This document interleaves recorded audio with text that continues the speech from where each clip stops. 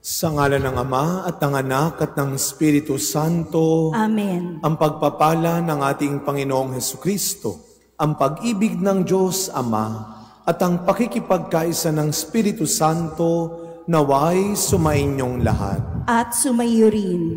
Mga kapatid, sa ika-4 na linggo sa Pasko ng muling pagkabuhay, ating ginugunita rin ngayon ang linggo ng mabuting pastol.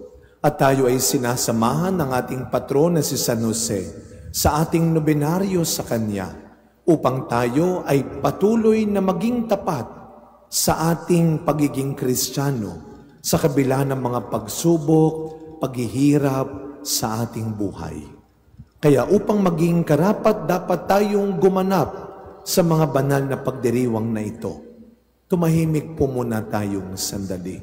At nang may kababaang loob kasama ni Maria, humingi po tayo ng awa at patawad sa Diyos sa lahat ng inisip at ginawa nating kasalanan.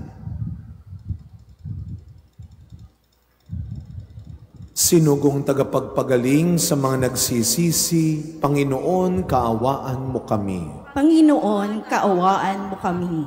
Dumating na tagapaganyayang mga makasalanay magsisi, Kristo, kaawaan mo kami. Kristo, kaawaan mo kami. Nakaluklok ka sa kanan ng Diyos Ama para ipamagitan kami. Panginoon, kaawaan mo kami. Panginoon, kaawaan mo kami. Kaawaan tayo ng makapangyarihang Diyos. Patawarin tayo sa ating mga kasalanan at patnubayan tayo sa buhay na walang hanggan. Amen. Papuri sa Diyos sa kaitasan.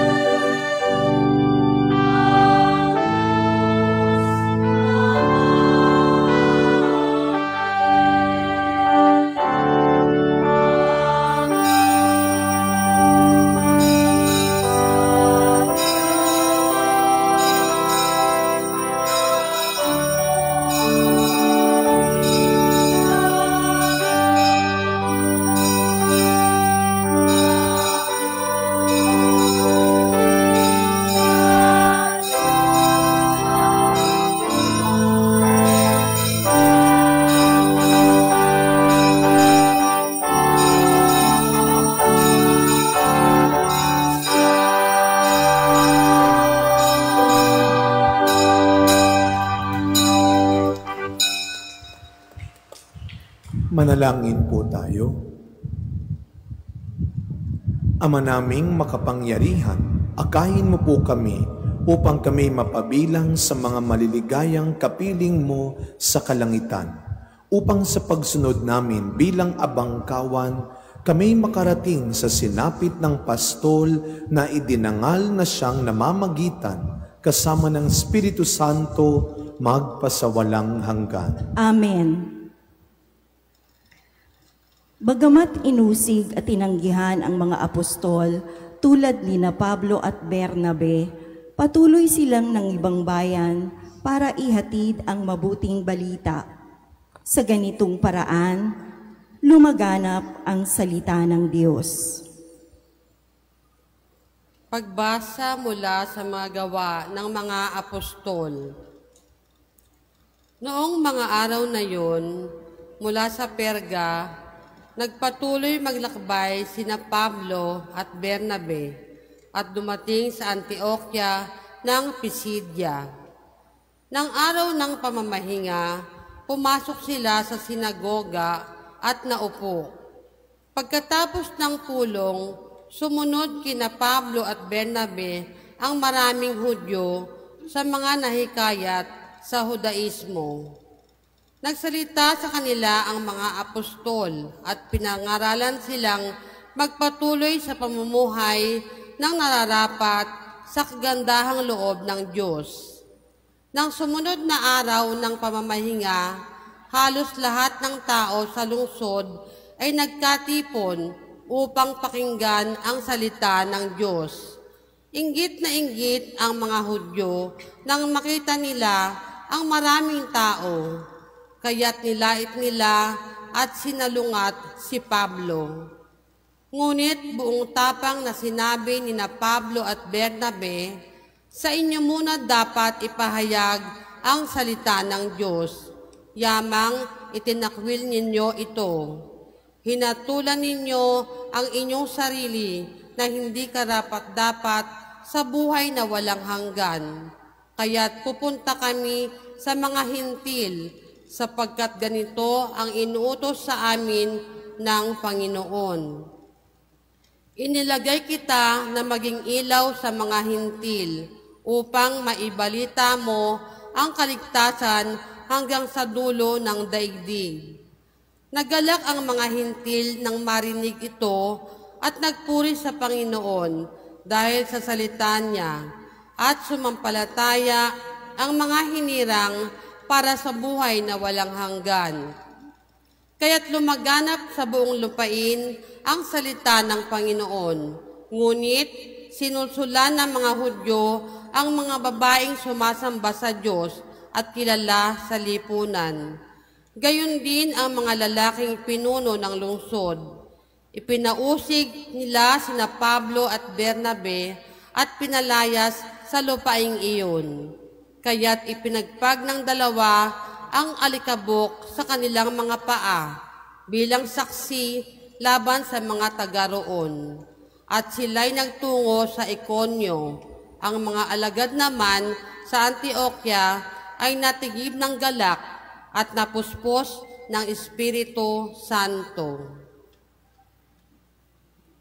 Ang salita ng Diyos. Salamat sa Diyos. Umawit sa kagalakan, lahat tayo'y kanyang bayan, kabilang sa kanyang kawan. Lahat tayo'y kanyang bayan, kabilang sa kanyang kawan. Umawit sa kagalakan ang lahat ng mga bansa. Panginooy papurihan, paglingkuran siyang kusa. Lumapit sa harap niya at umawit na may tuwa. Lahat tayo'y kanyang bayan, kabilang sa kanyang kawan. Ang Panginooy ating Diyos, ito'y dapat malaman. Tayo'y kanyang lahat, tayong lahat na nilalang. Lahat tayo'y bayan niya, kabilang sa kanyang kawan. Lahat tayo'y kanyang bayan, kabilang sa kanyang kawan. Mabuti ang Panginoon, pag-ibig niya'y walang hanggan. Siya'y Diyos na mabutit, laging tapat kailanman. Lahat tayo'y kanyang bayan, kabilang sa kanyang kawan. Si Jesus, ang mabuting pastol, ay mahahayag sa katapusan ng panahon bilang maluwalhating kordero na mapagpala sa mga mananampalatayang nakikinig sa kanyang tinig. Pagbasa mula sa Aklat ng Pahayag. Akong si Juan ay nakakita ng napakaraming taong di kayang bilangin ni numan. Sila'y mula sa bawat bansa, lahi, bayan at wika. Nakatayo sila sa harap ng trono at ng kordero. Nakadamit ng puti at may hawak na mga palaspas. At sinabi ng isa sa mga matatanda sa akin, sila ang mga nagtagumpay sa kabila ng mahigpit na pag-uusig. Nilinis nila at pinaputi sa dugo ng kordero ang kanilang damit. Iyan ang dahilan kung bakit sila nasa harap ng trono ng Diyos at naglilingkod sa Kanya araw-gabi sa templo niya. At ang nakaluklok sa trono ang kukupkop sa kanila. Hindi na sila magugutom o mauuhaw. Hindi na sila mabibilad sa araw o mapapaso ng anumang matinding init. Sapagkat ang korderong nasa gitna ng trono ang magiging pastol nila. Sila'y dadalhin niya sa mga bukal ng tubig na nagbibigay buhay at papahirin ng Diyos ang luha sa kanilang mga mata. Ang salita ng Diyos. Salamat sa Diyos.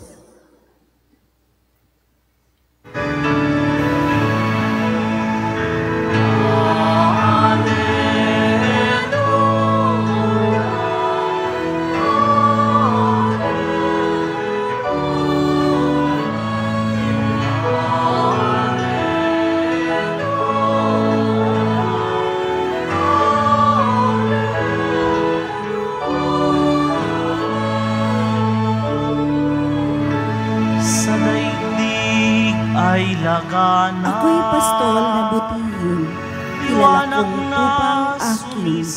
Ako'y kilala nila rin. Salitang buhay ng lahat.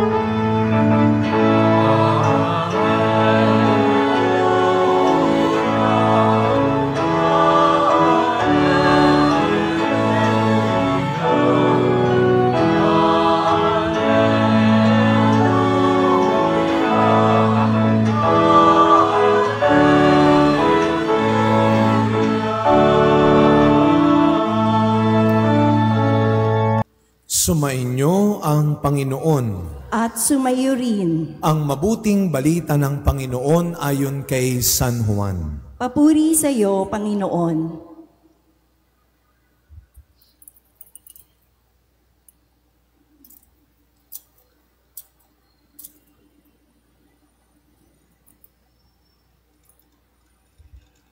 Noong panahong iyon, sinabi ni Jesus, nakikinig sa akin ang aking mga tupa. Nakikilala ko sila at sumusunod sila sa akin. Binibigyan ko sila ng buhay na walang hanggan at kailan may di sila mapapahamak. Hindi sila maaagaw sa akin ni numan. Ang aking Ama na nagbigay sa kanila sa akin ay lalong dakila sa lahat. At hindi sila maaagaw ni numan sa aking Ama. Ako at ang Ama ay iisa. Mga kapatid, ang mabuting balita ng Panginoon. Pinupuri ka namin, Panginoong Hesukristo. Pakibati muna mga katabi natin ng Happy Easter. Palakpakan natin ang ating Panginoong muling nabuhay para sa atin. Mas malakas sa palakpak para kay Kristo. Nakakatuwa ho kayo. Ito ang aking unang misa po dito sa inyo. Pero naalala ko, nung ako'y naka-assign pa sa Espiritu Santo, nung ako'y batang pare, andito ko nakita ko si Kuya Brian, no? Dati siya nasa Espiritu Santo. Alam mo ninyo, ako'y nagbigay na ng recollection dito. Pero kung di ako nagkakamali, ito ang first mass ko. Kaya salamat kay Ate Joy at ako'y naimbitahang magmisa dito. At nakakatuwa ho kayo kanina, talagang gloria ang Easter dahil sa pagpalakpak ninyo. Pero wag nating kalilimutan ang tama, pinakadakila at pinakamalakas sa palakpak ay para sa ating Panginoong Hesukristo lamang. Amen? Tayo ay nasa ika-4 na linggo sa Pasko ng muling pagkabuhay. At kagaya ng aking nasabi, hindi lamang ito nobenaryo. Dahil ngayon po ay Saturday ng gabi, anticipated Mass na po ito. Ito ay misa na para sa ika-4 na linggo ng Easter. At ang ika-4 na linggo ng Easter ay ang tinatawag din nating The Good Shepherd Sunday. At tayo ay nakikiisa sa buong mundo sa pananalangin para sa bukasyon. Ang bukasyon lalo na sa pagpapari, pagmamadre at buhay relihiyoso. The Good Shepherd Sunday. At tamang-tama mga kapatid, sapagkat ang buong Santa Iglesia Katolika ay nagdiriwang pa rin hanggang ngayon sa pagkakaloob sa atin ng ating bagong pastol, ang bagong Santo Papa, Pope Leo XIV, Papa Leon. Sabihin natin ng malakas, Habemus Papam. Palakpakan natin ang ating Panginoon sa ating bagong Santo Papa, Pope Leo XIV, Papa Leon. Ano ang kaya siguro may mga sumabaybay sa inyo, madaling araw, noong dito sa Pilipinas, nung nagputi na ang usok. Makakatawa yung mga nasa Facebook, pati ba naman mga niluluto sa Mang Inasal, sa Andoks, pagputi na Sabi nila, akala ko may Santo Papa na, luto lang pala yung Andoks, no? Pero pumuti na ang usok nung madaling araw. Binigay na ang kapalit ng ating mahal na si Pope Francis. Sumalangit na ang kanyang kaluluwa. Binigay sa atin ang bagong Santo Papa. At naalala ho ninyo, ano ang unang winika ni Pope Leo XIV? Sumainyo ang kapayapaan. Peace be with you. Pero mga kapatid, sa totoo lang, ito ang bigay ni Kristo nung siya ay muling nabuhay. Nung siya'y nagpakita sa mga alagad, kahit nakasarado ang kanilang pintuan, siya'y lumitaw sa harap nila at ang una niyang binigay, sumainyo ang kapayapaan. Pero sa buhay, ito rin ang huling binibigay natin sa huling sandali ng buhay. May you have rest in peace. At sana nga mga kapatid, bago tayo pumayapa pag namatay, sana maging payapa rin tayo habang tayo'y nabubuhay. Kaya yung may you have rest in peace, huwag niyong katakutan nyo na para bang pagpatay lang sinasabi yon. Kaya nga pa nagbimisa tayo, ito rin ang bigay natin sa bawat isa. Peace be with you. Nung ako'y naka-assign pa sa Mandaluyong, sa San Felipe Neri, mahaba rin yung aming simbahan. 8 years ako doon. Pag linggo, isa lang ang misa namin sa patay, 1:30. Kaya kapag may patay sa linggo, pag linggo, sabay-sabay ng minimisahan. Dahil mahaba, kaya namin hanggang 5, 7, 8, 10 patay, nakahilera. Isa lang ang dasal ko, huwag magkapalit-palit ng kuha pagkatapos. Dahil nga hindi na natabihan sa dami. Pag ako nagmimisa sa patay, tinitignan ko talaga yung patay. Aminin natin, may mga tao kahit matanda na, takot tumingin sa patay. No, may kilala kayong ganon. Madaya nga lang, tayo nakatingin, sila nagsesesto na, nagme-merienda na, dahil ayaw tumingin. Pag ako tumitingin sa patay, tinitignan ko talaga. At pag tinitingnan ko yung patay, para bang may sinasabi yung patay? Para bang sinasabi ng patay sa akin, ako ngayon, bukas, ikaw naman. Mga kapatid, ang kamatayan ay hindi kinakatakutan, kundi araw-araw pinaghahandaan. Kaya Palad ho ninyo ang patron ninyo si Saint Joseph, ang patron ng masaya at payapang kamatayan. Pero katulad ng mga alagad ni Kristo, kagaya ni Pablo at Bernabe sa unang pagbasa, huwag mong isipin na ang kapayapaan ay makakamit. Huwag mong isipin na ang kapayapaan ay mararanasan lamang kapag walang pagsubok, kapag walang pag-uusig, kapag walang paghihirap. Kaya pag kinakamusta ka, kamusta ka? Naku, ang gulo-gulo ng buhay ko, ang daming pagsubok, ang daming umuusig, ang daming kumukontra, ang daming naninira. Kailan ba papayapa ang buhay ko, Panginoon? Huwag niyong kalilimutan ang halimbawa ng mga alagad.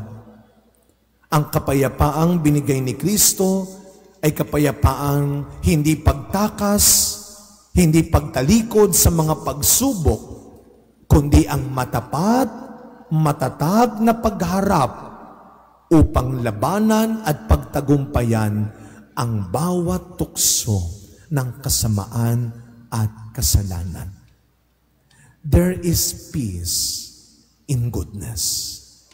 Sa buhay, hindi laging nadadaan sa lakas, sa dahas, sa talino ang tagumpay. Mga kapatid, may mga laban, may mga hamon na mas maipapanalo ng katahimikan mo, ng kabutihan mo. Hindi lahat pinapatulan para magkaroon ka ng kapayapaan.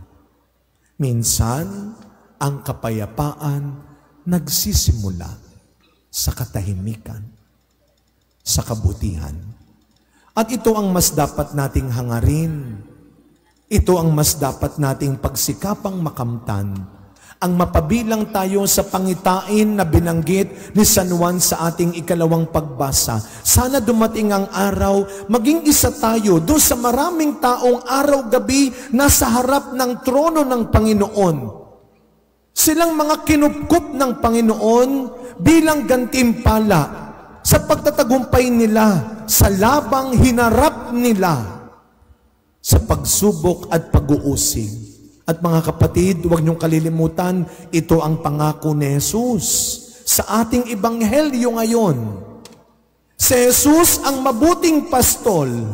At ang sabi niya, sino man ang makinig, maniwala at sumunod sa akin, hindi mapapahamak, hindi maaagaw ninuman. Napakasarap nun.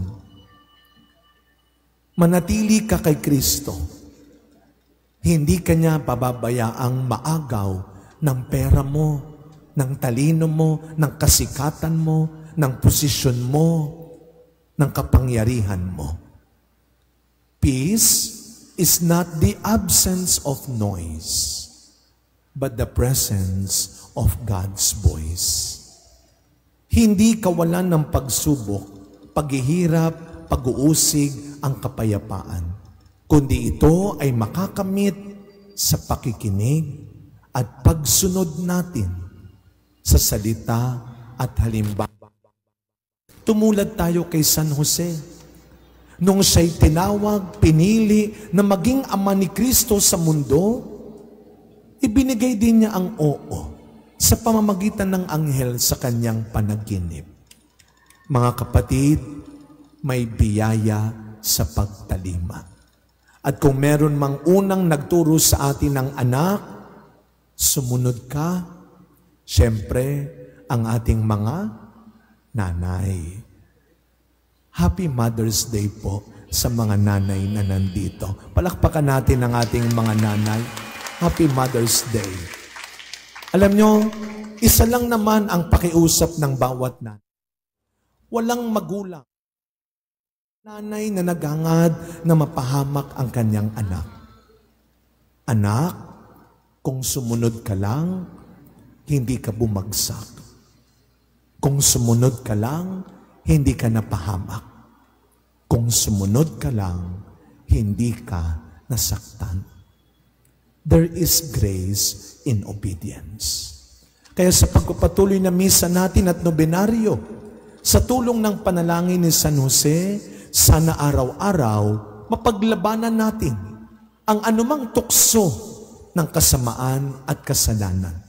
At katulad ni San Jose, huwag kayong matakot na ibigay ang oo pag tinawag kayo ni Kristo. Walang tinawag ang Diyos na pinabayaan niya. Amen.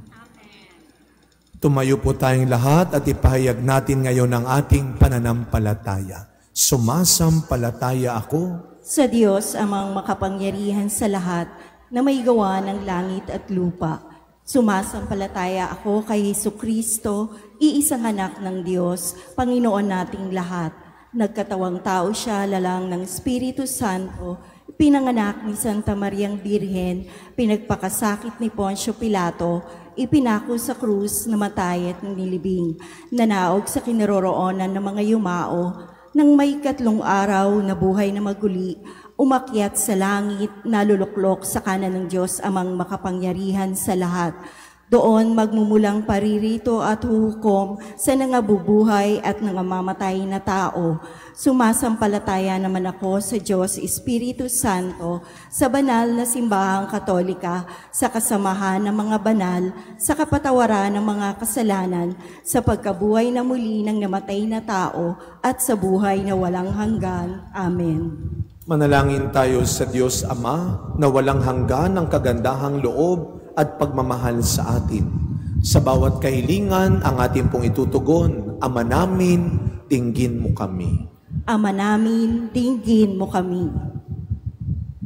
Palakasin at gabayan nawa ng mabuting pastol, ang Santo Papa, mga obispo, mga pari, mga diakono, mga relihiyoso at mga misyonero, upang manatili silang tapat na pastol ng bayan ng Diyos sa daan ng katotohanan at kaligtasan.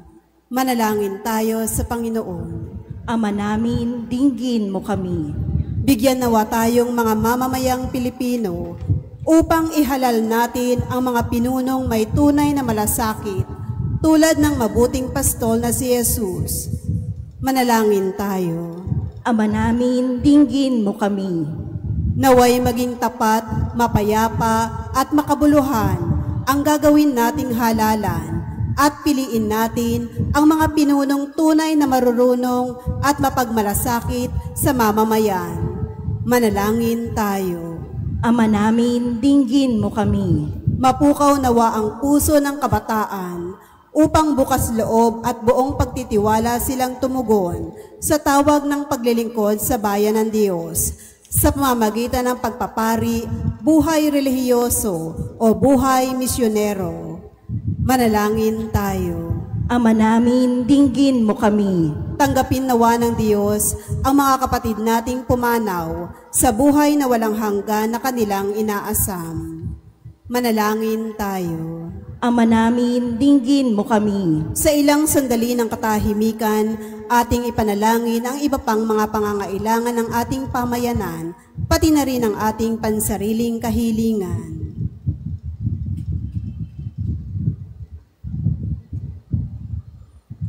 Manalangin tayo. Ama namin, dinggin mo kami.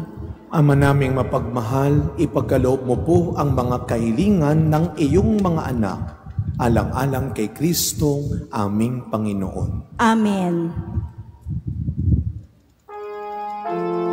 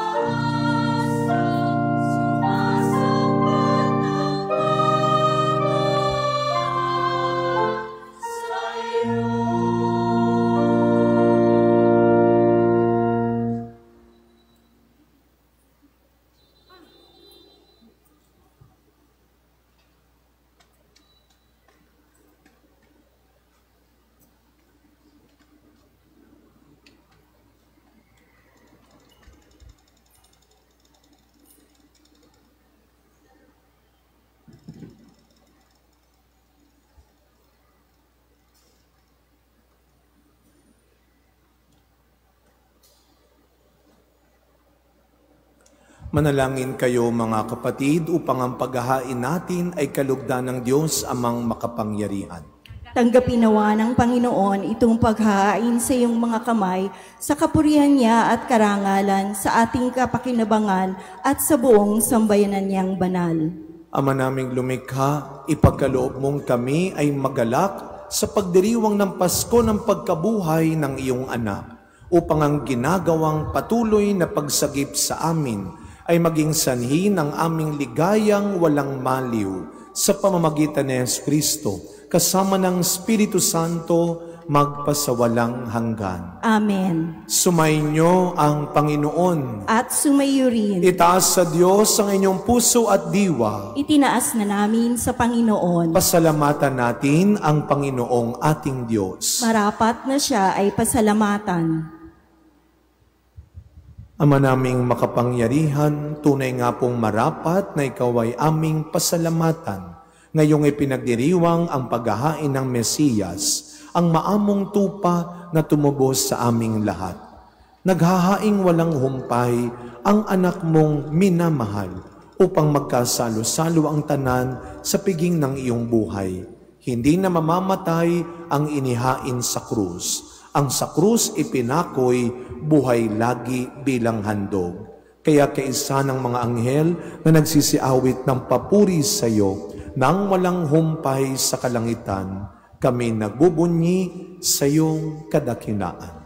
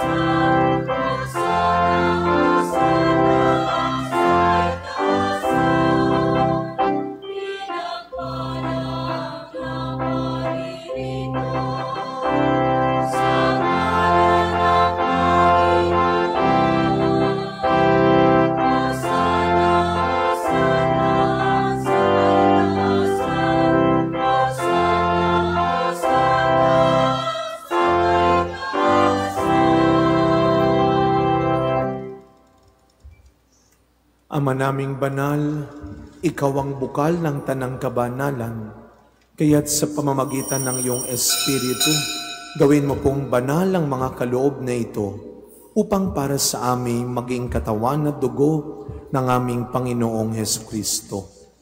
Bago niya, pinagtiisang kusang loob na maging handog. Hinawakan niya ang tinapay, pinasalamatan kanya, pinaghati-hati niya iyon.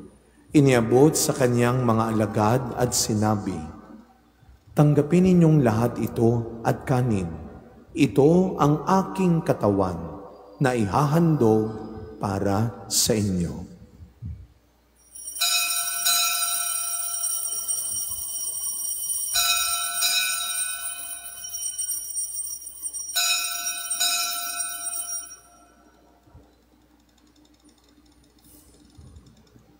Gayun din naman nung matapos ang hapunan, hinawakan niya ang kalis, muli kanyang pinasalamatan. Iniabot niya ang kalis sa kanyang mga alagad at sinabi, "Tanggapin ninyong lahat ito at inumin. Ito ang kalis ng aking dugo, ng bago at walang hanggang tipan. Ang aking dugo na ibubuhos para sa inyo at para sa lahat, sa ikapagpapatawad ng mga kasalanan. Gawin ninyo ito sa pag-alala sa akin."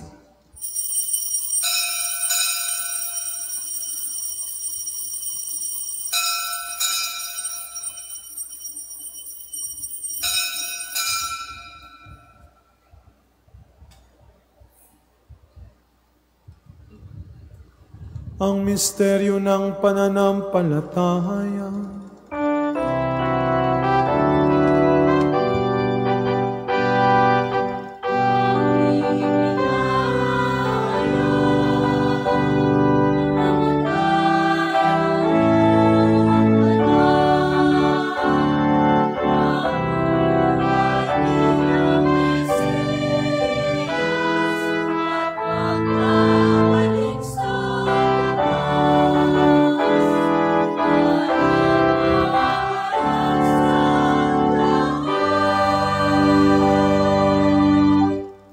Ama, ginagawa po namin ngayon ang pag-alala sa pagkamatay at muling pagkabuhay ng iyong anak. Kaya tinaalay po namin sa iyo ang tinapay na nagbibigay buhay at ang kalis na nagkakaloob ng kaligtasan. Kami po ay nagpapasalamat dahil kami iyong minarapat na tumayo sa harap mo para maglingkod sa iyo. Isinasamo namin kaming magsasalo-salo sa katawan at dugo ni Kristo ay mabuklod sa pagkakaisa sa pamamagitan ng Espiritu Santo. Ama, lingapin mo po ang iyong simbahang laganap sa buong daigdig. Puspusin mo po kami sa pag-ibig, kaisa ni Leon na aming Santo Papa, ni Jose na aming Arsobispo, at ng Tanang Kaparian. Alalahanin mo rin po ang mga kapatid naming nahimlay nang may pag-asang sila'y muling mabubuhay, gayon din ang lahat ng mga pumanaw. Tahimik nating ipagdasal ang mga kaluluwa ng mga yumao nating mahal sa buhay, lalo na ang mga yumaong nanay sa ating pamilya. Kaawaan mo po sila at patuloyin sa iyong kaliwanagan. Kaawaan mo at pagindapating kaming lahat na makasalo sa iyong buhay na walang wakas. Kaisa ng mahal na Birheng Maria na ina ng Diyos, ni San Jose na kanyang butihing esposo, kaisa ng mga apostol at ang lahat ng mga banal na namuhay dito sa daigdig ng kalugod-lugod sa iyo, may pagdiwang nawa namin ang pagpupuri sa ikararangal mo sa pamamagitan ng iyong anak na aming Panginoong Hesukristo. Sa pamamagitan ni Kristo, kasama niya at sa Kanya, ang lahat ng parangal at papuri ay sa iyo, Diyos Amang makapangyarihan, kasama ng Espiritu Santo, magpasa walang hanggan.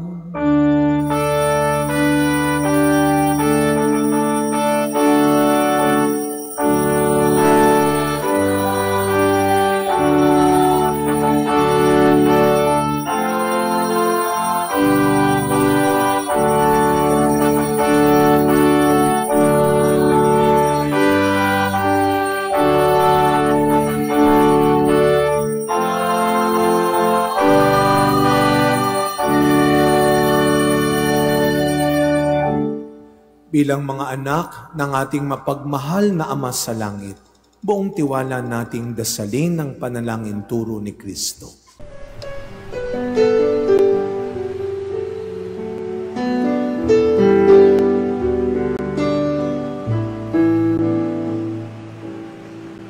Ama namin, sumasalangit ka, sambahin ang ngalan mo, mapasa amin ang kaharian mo, sundin ang loob mo,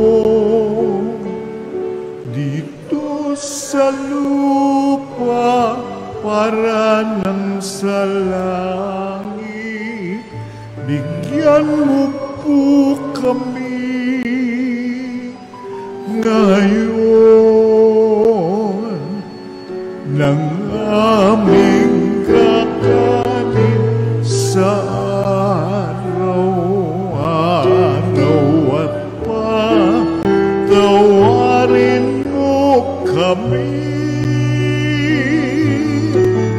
sa mga sala para ng pagpapatawan namin sa nagkakasala sa amin, at huwag mo kaming ipagdulot sa at yadya mo kami sa lahat ng masama. Inihiling po namin kami, Adya, sa lahat ng masama, pagkalooban ng kapayapaan araw-araw, iligtas sa kasalanan at ilayo sa lahat ng kapahamakan, samantalang aming pinananabikan ang dakilang araw ng pagpapahayag ng tagapagligtas naming si Jesucristo.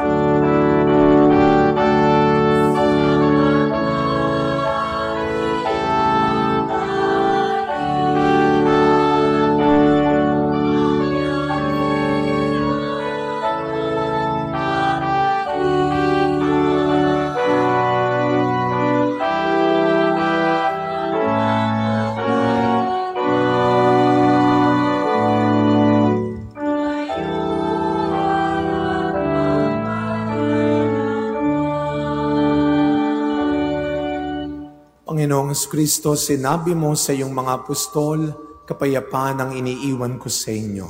Ang aking kapayapaan ang ibinibigay ko sa inyo.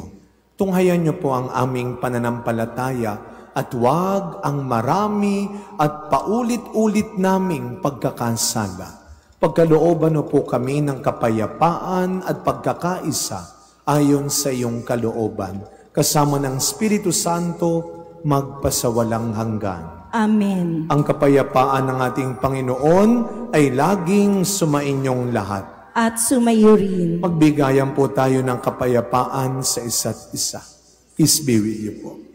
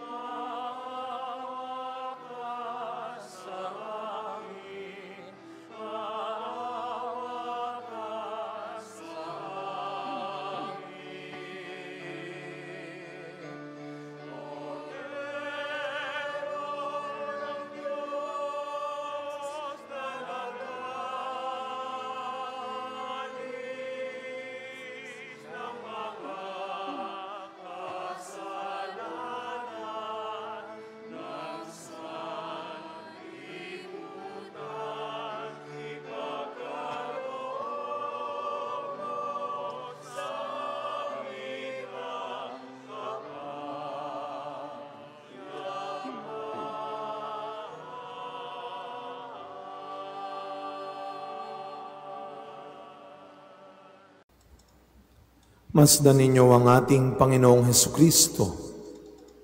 Siya ang iyong lakas at pag-asa. Ang kordero ng Diyos na nag-aalis ng mga kasalanan ng sanlibutan, mapapalad po tayong lahat na inaanyayahan sa kanyang piging. Panginoon, hindi ako karapat-dapat na magpatuloy sa iyo, ngunit sa isang salita mo lamang ay gagaling na ako.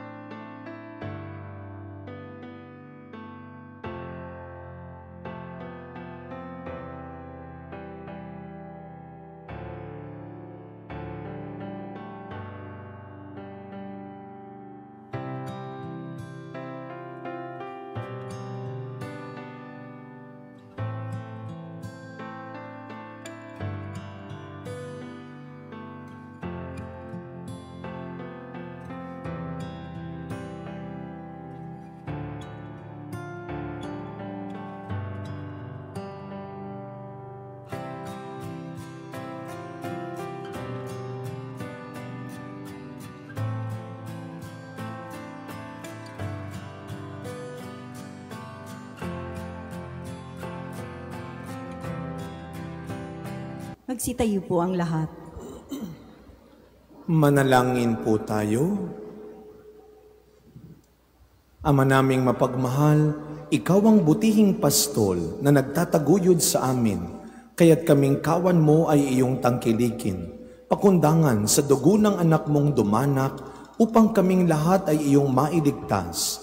Marapatin mong kami makarating sa pastulan na inilalaan mo sa amin ngayon at kailanman sa pamamagitan ni Jesucristo, kasama ng Espiritu Santo, magpasawalang hanggan. Amen.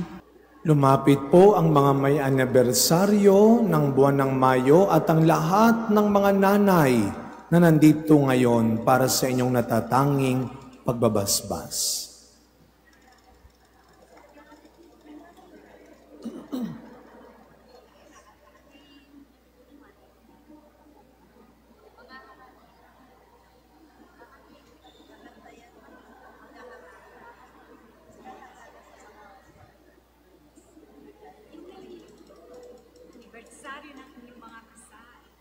Para po sa mga may anibersaryo at mga nanay, yumuko po kayo habang iginagawad ang panalangin pagbabasbas sa inyo.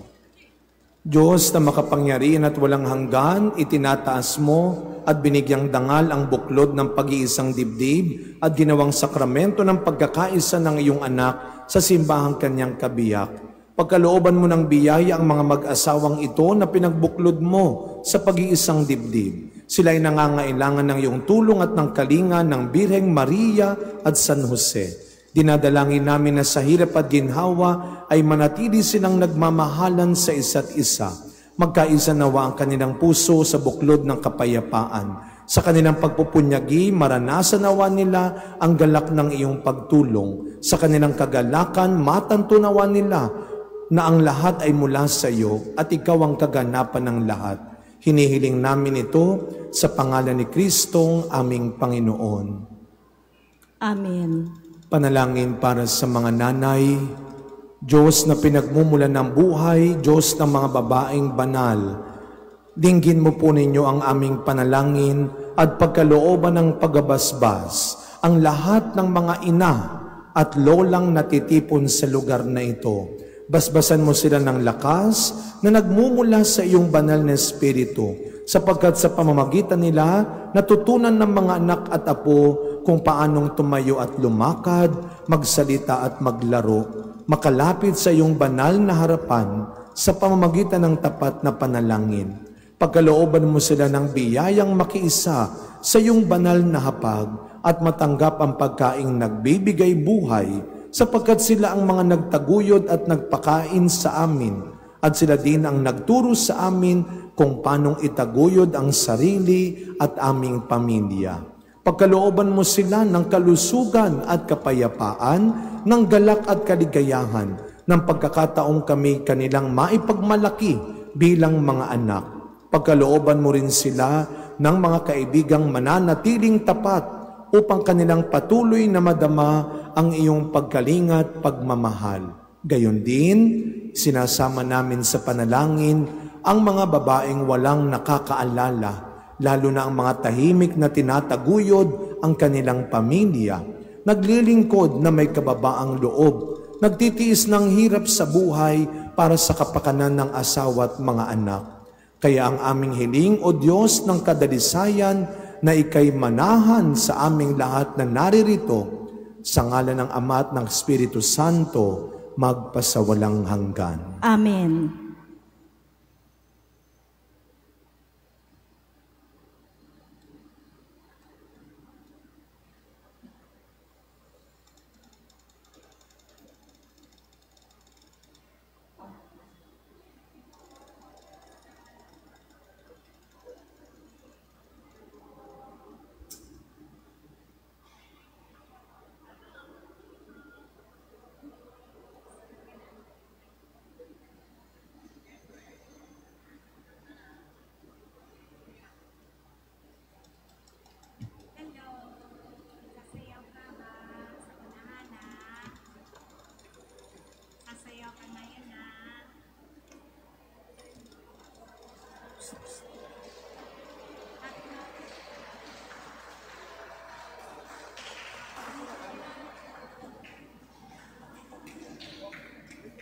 Magsiupo na po ang lahat.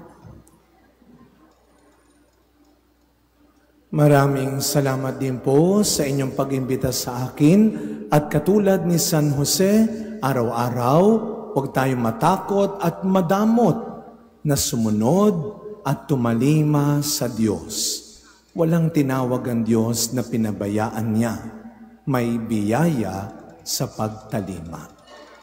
Sumainyo ang Panginoon. At sumaiyo rin. Naway pagpalain, ingatan ang inyong pamilya ng ating mapagmahal na Diyos, Ama, Anak, at Espiritu Santo. Amen. Tapos na po ang ating pagdiriwang, humayo kayong taglay ang kapayapaan ni Kristo.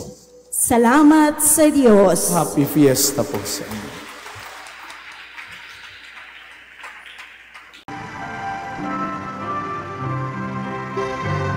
Nuestro Padre Jesus Nazareno, sinasamba ka namin, pinipintungo ka namin, aral mo ang aming buhay at kaligtasan.